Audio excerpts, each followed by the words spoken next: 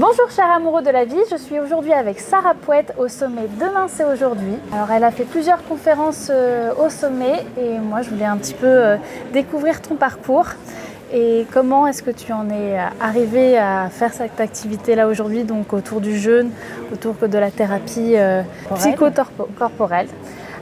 Donc au début, est-ce que ça a été ton rêve d'enfant, parce que tu connaissais un petit peu le bien-être? Cet amour pour la psyché humaine, c'est arrivé très tôt dans ma vie, du fait que j'ai eu au collège une prof incroyable qui nous a fait rencontrer, donc on était notre classe au collège, et nous a fait rencontrer un psychanalyste. D'accord. Qui venait du coup nous parler de psyché, d'inconscient. Il est venu au collège? Ouais. Ça c'est génial. Et en fait cette prof qui était vraiment atypique, elle organisait des soirées pour nous. Donc nous on échangeait avec ce psychanalyste Luciano, dont je me souviens très bien. Et effectivement je me suis retrouvée déjà au collège à lire des textes de psychologie qui m'intriguaient. Je voulais savoir comment était l'esprit de l'être humain. Et voilà, les questions sont survenues très tôt dans ma vie. Et c'est vrai que je crois que dans mon parcours de scolarisation en Italie, parce que voilà, je suis italienne, donc tout ça. Ça s'entend, il est très joli l'accent. Au lycée, par exemple, notre proviseur, plutôt que de nous donner des cours de religion, parce qu'on n'était pas un collège catholique, mais un collège qui se voulait écuménique, il nous donnait des cours d'histoire des religions. Oui. Et donc il y a eu très tôt aussi pour moi une ouverture sur le bouddhisme, l'hindouisme. Et je sais que dans mon parcours, donc là je parle d'il y a 30 ans, oui. Mais j'ai eu tout ça. J'ai eu tout ça grâce à l'école et petit à petit avec mes expériences de vie. Et est-ce que tu as fait des études là-dedans dès le début, dès ta sortie au bac? J'ai fait des études de lettres classiques. Les langues anciennes, la sagesse ancienne m'intéressait beaucoup. Et notamment, j'étais complètement fascinée par le théâtre grec. Je suis allée vraiment explorer beaucoup les langues anciennes, les traditions. Et à la base, je suis linguiste. Donc, est-ce que c'était justement pour aller chercher la sagesse ancienne dans toutes ces... Au final, je pense que oui, parce que j'ai eu la chance de lire dans leur version originale. Oui, je pense qu'il y avait une quête de ça, de ces archétypes-là, et qu'à l'époque, je ne le savais pas encore. D'accord. Et donc, l'école t'a amené un peu déjà une ouverture autour de la psychothérapie au collège. Ensuite, la sagesse au niveau, après ton bac, donc au niveau des études, la sagesse ancienne. Et donc ensuite, tu as eu ce moment où tu t'es un peu perdue, si j'ai bien compris, pour un peu plus te retrouver. C'était un moment de ma vie où, effectivement, je me rendais compte, j'avais bientôt 33 ans. Pour moi, ce n'est pas un âge anodin si on pense ne serait-ce qu'à la vie du Christ, à ce qu'il a vécu. Et je me rendais compte que je n'étais pas sur mon chemin de vie, mais je ne savais pas comment faire pour changer, pour arriver à être sur mon chemin. Et en fait, je pense que c'est mon corps qui a tout simplement dit stop. D'accord. D'une façon absolument imprévisible, parce que ça a été un vrai... je crois avoir vécu quelque chose vraiment de l'ordre de l'effondrement, où mes jambes ne me tenaient plus. Et je pense que beaucoup de personnes qui vont dans le burn-out sont des personnes comme moi, des personnes de bonne volonté, même trop de bonne volonté, qui, à un moment donné, parce qu'il y a une inquiétude de base au fond de nous-mêmes, nous allons trop en rajouter. Jusqu'au moment où c'est le corps qui lâche. Et c'est le corps qui nous fait plonger, qui nous fait forcément arrêter, ralentir. et rencontrer ce que c'est que l'humilité. Parce qu'il faut beaucoup d'humilité pour remonter la pente quand le corps ne suit pas. Et aujourd'hui que j'accompagne des personnes qui ont vécu la même chose que toi. La même chose, je pense que je suis bien placée pour leur dire oui, c'est possible d'en sortir. Mais effectivement, il y a tout un changement à mettre en œuvre dans l'attitude que nous avons vis-à-vis de nous-mêmes. J'ai dû rassurer aussi la petite à l'intérieur en lui disant « mais prends ton temps, c'est ok comme tu es ». Donc j'ai dû apprendre à m'aimer. Oui.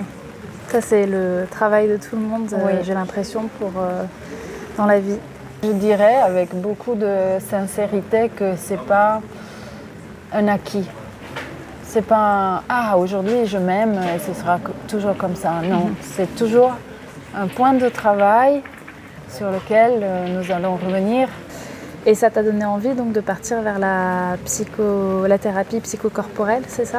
Oui, une amie m'avait prêté le livre de Gerda Bojesen, qui est la fondatrice de la psychologie biodynamique, qui est une thérapeute norvégienne, qui a fait des recherches incroyables. Et quand j'ai lu le livre, ça me l'a fait quelquefois dans ma vie de lire des livres, mais là c'était vraiment clair de dire « ok, c'est ça ». J'avais l'explication de ce que je vivais. Je comprenais que c'était une question de charge émotionnelle que j'avais jamais pu décharger et ça m'a parlé. Donc j'ai commencé la thérapie biodynamique. Ensuite j'ai démarré l'école. Entre-temps j'avais fini ma formation de naturopathe. Et l'idée, c'était vraiment d'arriver à une approche le plus possible holistique de la personne, en prenant en compte et sa réalité corporelle et sa réalité psycho-émotionnelle. Donc c'est vrai qu'aujourd'hui, j'ai cette double casquette de naturopathe et de thérapeute psychocorporelle. Et que beaucoup de gens viennent me chercher parce que j'ai ces deux casquettes qui permettent de prendre vraiment l'être humain presque en entier, avec sa casquette physique et sa casquette émotionnelle et peut-être spirituelle aussi. Et donc là maintenant tu fais des retraites. À quel moment tu t'es dit tiens je vais... Parce qu'au début c'était du face-à-face j'imagine, avec un client. Et là par la suite tu as voulu partir sur des retraites. Donc. Et à un moment donné je suis partie dans les Alpes-Maritimes. J'ai travaillé dans un laboratoire de plantes médicinales. D'accord. Qui m'a beaucoup apporté. Et à la suite de cette année-là, j'ai eu l'opportunité d'aller travailler dans un centre de jeunes très connu dans la Drôme. Je commençais à travailler avec les groupes et je m'occupais aussi de leurs soins. Je leur faisais des soins corporels. D'accord. Et c'est là où je pense que j'ai eu pour la première fois l'intuition qu'au cours d'une retraite de jeunes, avec certains soins, notamment moi je suis aussi praticienne en Chinetsang, qui est le massage profond du ventre d'origine taoïste. D'accord. On travaille sur les émotions vraiment profondes qui sont liées aux organes. Et donc là, je me suis aperçue qu'au cours du jeûne, ce même soin que je pouvais pratiquer à d'autres moments en cabinet, en fait avait une dimension beaucoup plus importante. Et que du coup, quelque part, je rentrais vraiment en contact avec l'intimité de la personne, sa vulnérabilité et parfois ses mémoires qui étaient disponibles pour être exprimées, accueillies. Et là, je pense que dans mon vécu aussi de thérapeute, le jeûne a pris vraiment cette dimension holistique. Donc aujourd'hui, j'organise des retraites par moi-même, souvent en équipe avec d'autres thérapeutes avec qui j'ai confiance. Et donc, particulièrement sur ce sommet, j'ai voulu partager mon intuition, mon ressenti par rapport aux jeunes accompagnés qui est pour moi une opportunité thérapeutique. Mais quand je dis thérapeutique, je m'adresse vraiment à l'être dans son entièreté incroyable. D'accord. Du coup, tu conseillerais beaucoup plus de faire un jeûne accompagné qu'un jeûne seul de son côté? Absolument. Parce Absolument. que là, on peut vraiment, en plus de jeûner, donc faire du bien à son corps, aller chercher donc des mémoires en plus qui peuvent s'ouvrir à ce moment-là. Oui, et d'ailleurs, il y a certains psychiatres qui accompagnent leurs patients en leur demandant d'envisager une retraite de jeûne. Parce que vraiment, oui, parce que ça fait partie du processus thérapeutique, mais comme on travaillait les psychiatres russes à partir des années 50, avec des milliers de patients, et en constatant des effets incroyables et durables du jeûne sur la personnalité du patient. Donc c'est quelque chose aujourd'hui qui, à mon avis, peut être de nouveau remis en valeur, en sachant que voilà, moi je ne suis pas médecin, donc j'ai plutôt tendance à travailler avec des médecins. Par contre, je suis psychopraticienne et donc toute la dimension émotionnelle, évolutive que peut représenter le jeûne peut être abordée. Par contre, effectivement, le cadre et le type d'accompagnement, ça c'est quelque chose pour moi de fondamental.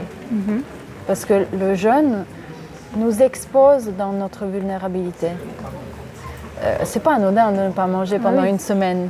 Et donc il s'agit d'avoir un cadre qui soit vraiment très ferme, mais pas dans le sens de rigide, mais juste sécurisant pour la personne, pour qu'elle puisse vraiment venir se rencontrer et faire ce passage qui est à la fois très euphorisant de dépasser celles qu'on pensait être nos limites pour prendre confiance en soi.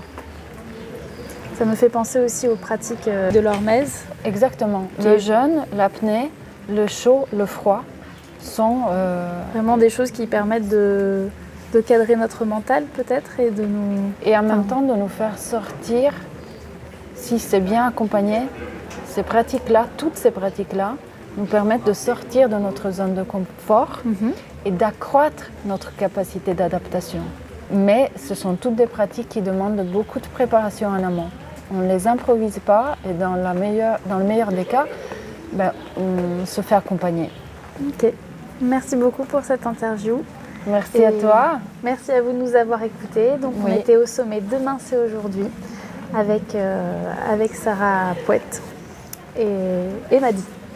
Belle fin de journée à vous. Merci.